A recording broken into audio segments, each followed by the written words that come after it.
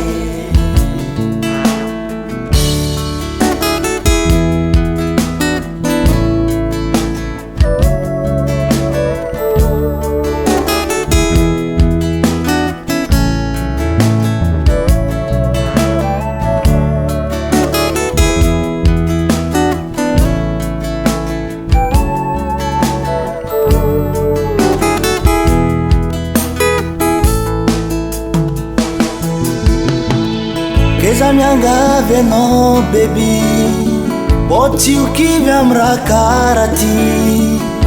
matoky sazafa za mora mivadiky